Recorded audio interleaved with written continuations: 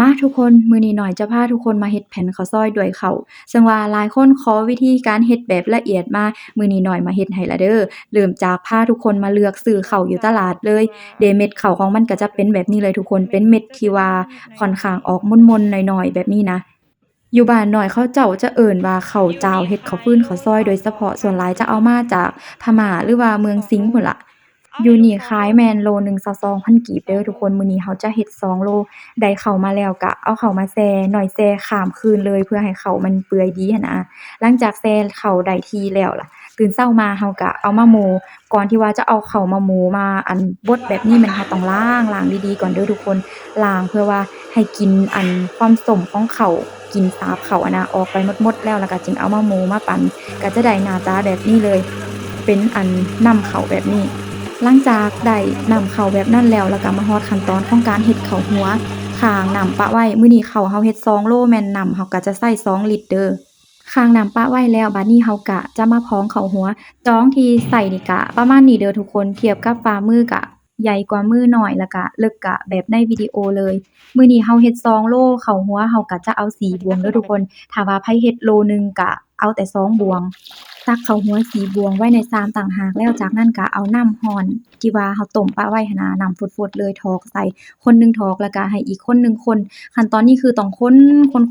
ๆๆๆๆเด้อทุกคนคนแท้คนว่านี่แหละเพื่อว่าบ่ให้ข้าวหัวเราหั้นมันจับโตกันเป็นก้อนคนจนกว่าจะได้ความเหนียวความแบบว่ารู้สึกว่าข้าวเรามันเริ่มเปลี่ยนสีเป็นหนืดๆหั้นนะ ถ้าว่าเราคนได้ที่แล้วเขาก็จะเริ่มแบบเป็นสีขุ่นๆแล้วก็หนืดๆหน่อยหนึ่งหลังจากนั้นเราก็จะพักเขาไว้ปะไว้ให้มันเย็นๆย้ำอีกเทื่อหนึ่งว่าต้องปะให้ข้าวหัวของเรามันเย็นดีก่อนเด้อจึงเอาไปป่นกันตอนนี้ก็ข้าวหัวของเราเย็นดีแล้วเราก็เอามาถอกป่นใส่กับข้าวที่ยังเหลือของเรามื้อนี้เรากินกันหลายคนก็เลยว่าเฮ็ด2โลแต่สำหรับไผที่ว่าจะเฮ็ดโลเดียวก็ลดปริมาณน้ำแล้วก็เอาข้าวหัวก็ เฮ็ดลดลงตามที่น้อยบอกหั้นเด้อจากที่ว่าป่นทุกอย่างเข้ากันแล้วก็เราจะเติมน้ำมันพืชลงไปน้อยหนึ่งเพื่อให้ข้าวซอยของเรามันมีสีเงางามหั้นนะแล้วก็บ่ค่อยติดถาดแดหลังจากนั้นก็คนๆๆๆแล้วบัดนี้เราก็รู้สึกว่าข้าวหัวอยู่ในชามของเรายังเหลือก็เลยว่าเติมน้ำลงไปครึ่งจอกเพื่อเอามาล้างชามแล้วก็เอาถอกเข้าไปในข้าวของเราในแป้งของเราทุกคนตอนที่ว่าคนแป้งหั้นนะ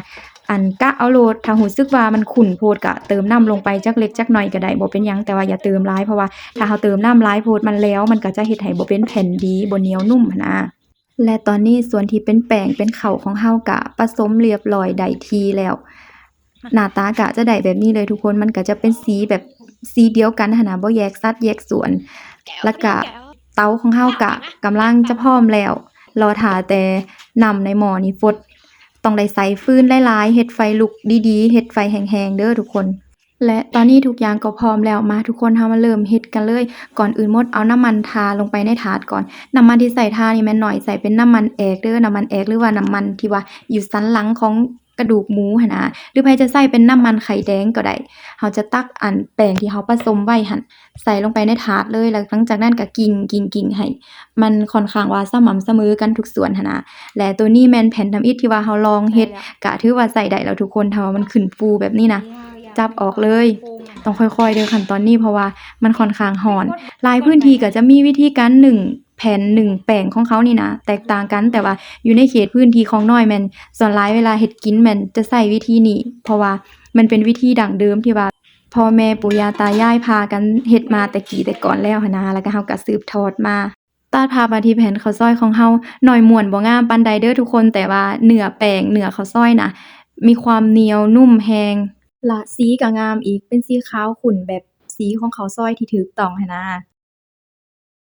แผ่นหนึ่งผ่านไปแผ่นสองก็ตามมาแผ่นนี้ค่อนข้างหนาหน่อยหนึ่งทุกคนเรื่องความหนาความบางนี่ก็แล้วแต่ความมักเลยเด้อทุกคนไผอยากได้แบบใดก็เฮ็ดเอาแล้วก็จะได้แผ่นข้าวซอยที่แบบเหนียวนุ่มแซ่บๆแบบนี้กินตอนร้อนๆน่ะแฮงแซ่บทุกคน ได้แผ่นข้าวซอยเหนียวนุ่มแซ่บๆแบบนี้แล้วก็ต้องมีน้ำหน้าข้าวซอยที่เอาไว้กินคู่กันน้อยเฮ็ดคลิปแยกวิธีเฮ็ดน้ำหน้าข้าวซอยแบบเร่งด่วนแบบง่ายๆไว้แล้วเด้อสามารถเข้าไปเบิ่งได้บัดแล้วล่ะเราก็จะได้แผ่นข้าวซอยที่เฮ็ดด้วยข้าว100%เหนียวนุ่มแซ่บๆแบบนี้ไผที่ว่าบ่เข้าใจขั้นตอนใดก็สามารถคอมเมนต์ไว้ได้เด้อเดี๋ยวน้อยจะมาตอบให้